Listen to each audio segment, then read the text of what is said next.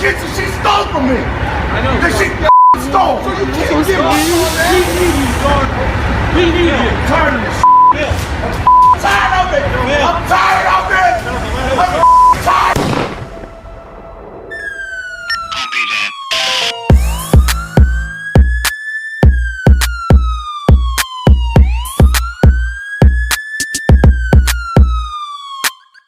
Phillip Seidle, the cop who executed his wife in broad daylight. June 16, 2015. A quiet morning in Asbury Park, New Jersey. Until a veteran cop turned killer changed everything. What happens next will leave a child scarred for life and expose the dark side of law enforcement and domestic violence. A marriage built on fear. Phillip Seidle was a decorated police officer.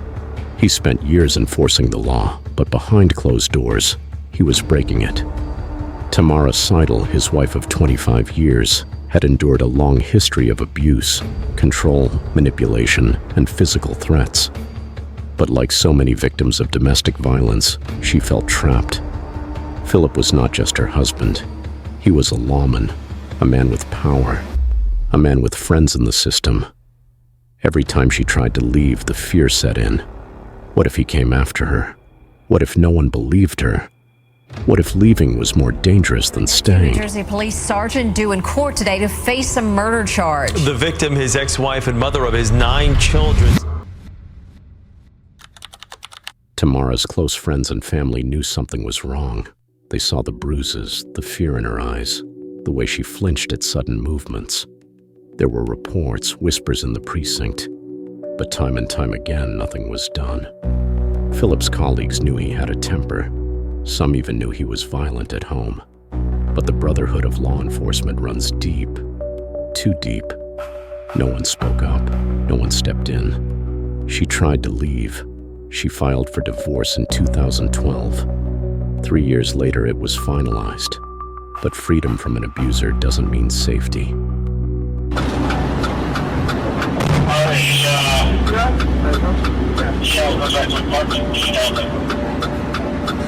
Right, that's all there's several units here. I know they have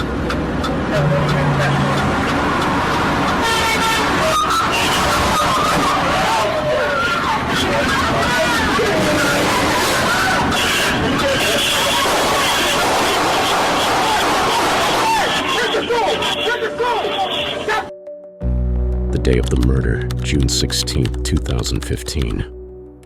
Tamara was driving through town with her 7-year-old daughter in the passenger seat. A normal day, or so she thought. What she didn't know was that Phillip was following her, stalking her, and he was armed. At 11:30 a.m. at the intersection of Ridge Avenue and Sewall Avenue, Phillip Seidle rammed his silver Honda Pilot into Tamara's car, forcing her off the road. Her daughter, screaming, scrambled out of the car and ran, but Tamara, she was trapped. The first shots, witnesses say Phillip walked up to her car calmly, coldly. He pulled out his service weapon and pointed it directly at the driver's side window. Then he pulled the trigger. 1 shot, 2 shots, 3 shots. It was just like a lot of yelling between him and the police, and then he was doing a lot of yelling, explaining like how he's tired of going to court for child support. And after that, he shot the lady like through the car like 3 times. Tamara was hit multiple times, slumped over but still alive. And then, nothing. Silence. No sirens yet. No movement. Just Phillip standing there staring at what he had done. The standoff. What happened next shocked the world. Phillip didn't run. He didn't hide. Instead, he began pacing back and forth, gun in hand, pointing it at his own head. The police arrived, forming a perimeter, their weapons drawn. But none of them moved in. Why? Was it because he was one of them? Was it because they hoped they could talk him down? Or was it something darker, something deeper? For over an hour, he held his gun to his own head, making threats, demanding space. The final execution shot. In a chilling final act, Phillip walked up to Tamara's car again and fired 1 last shot. He made sure she was dead. The aftermath. The entire event had played out in front of horrified witnesses, in front of cameras, in front of police officers, and worst of all, in front of his own child. He finally surrendered, allowing himself to be taken into custody. But the damage was done. A mother was gone. A daughter was traumatized forever.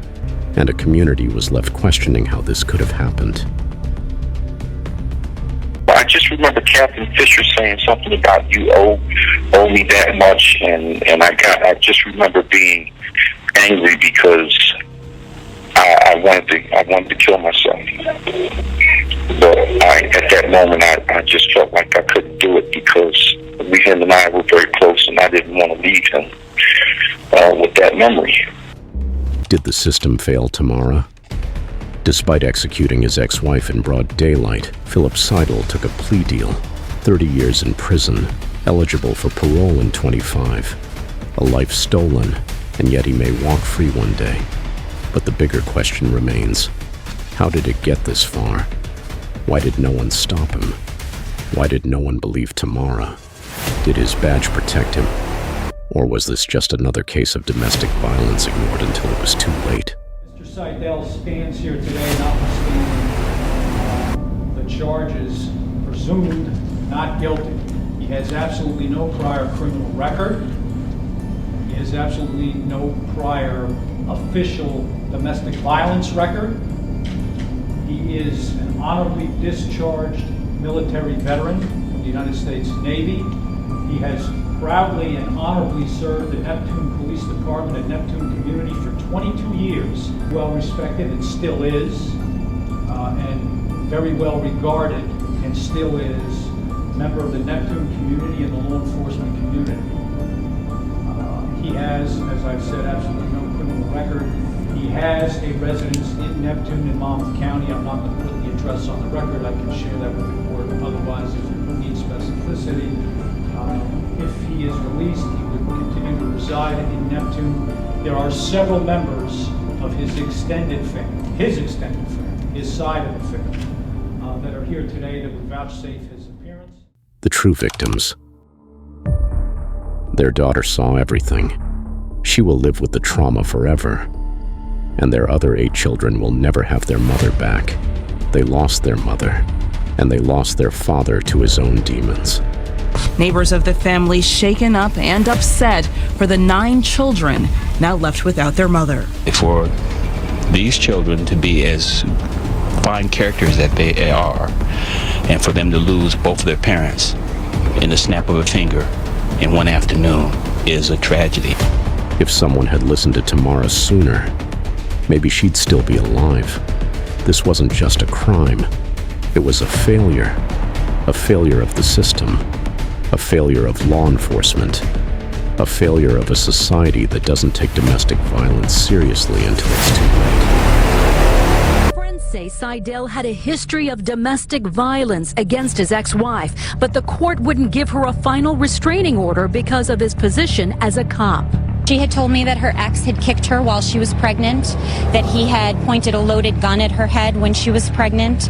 Officials not commenting on that or why cops on the scene didn't shoot Seidle as he fired his weapon, leading to an hour standoff. In part, we were able to get him to surrender because a cell phone that contained photographs of his children was...